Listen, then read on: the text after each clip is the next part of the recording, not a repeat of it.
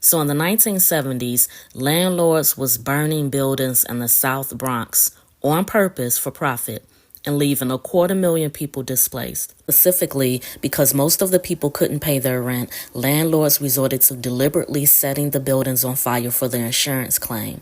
Now, part of the reason the people couldn't pay rent is because of the difficulty of finding jobs and the system of redlining that had existed in the city since the 1930s.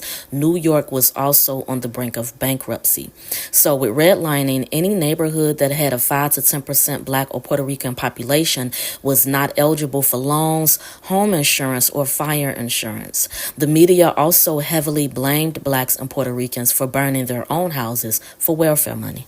And then the people themselves wound up doing it because they get relocated. They get welfare money better. Meanwhile, 80% of the housing stock was destroyed, and about 40 fires were happening a night. A staggering. New York has more fires than Chicago, Detroit, Los Angeles, and Philadelphia put together. The New York Fire Department responds to nearly 250,000 calls a year, 3 times as many as the London Fire Brigade. Urban renewal, which James Baldwin called Negro removal, also affected the South Bronx, where over 100,000 homes were demolished and the people displaced. The federal government a few years earlier abandoned its public housing program. The Nixon administration had ordered a suspension. So HUD worked on a new program that was first considered in the early 40s. This program came to be known as Section 8. And from that point on into the mid-80s, if a vacant building was not in the pipeline for renewal through this federal program, it was scheduled for demolition. It is within this context that Banana Kelly was born. Banana Kelly's idea or purpose in organizing has been to try and save our neighborhood. Save it in a way in which the people that live here will somehow be able to control their housing stock. Officially incorporated in February of 1978, this group of neighbors chose to protect their piece of the South Bronx from the extensive burnings and abandonment on Kelly's Street curving block. That's why they named the Banana Kelly's, kind of shaped like that. They applied for a rehab loan for 3 abandoned buildings.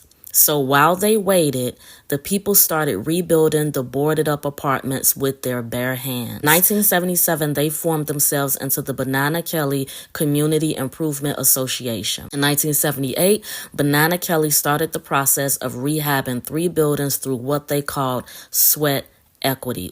The brothers and sisters literally put their hands to the plow and worked together to rehab these buildings. Instead of allowing them to be demolished when there were people who needed a place to stay, they put that work in. They put in that sweat equity. But we didn't burn the Bronx. We were the ones who saved it.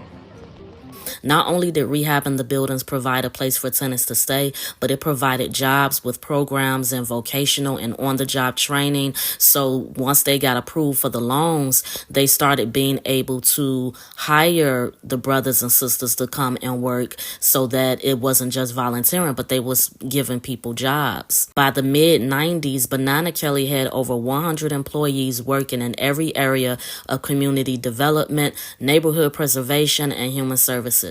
By this time, the organization had redeveloped over 2,000 units of affordable housing in the Hunts Point Longwood section, directly managed over 1,000 units, weatherized over 5,000 units of privately owned housing, provided over 1,000 families a year with targeted social and referral services, provided training for over 750 youth, and developed the first dormitory for homeless high school students. Early work of Banana Kelly in the 70s and 80s reminds me a lot of the Black Panthers of the 60s with their social programs and them doing the work, except they might not be as well known. So if you didn't know about Banana Kelly's organization before, now you know.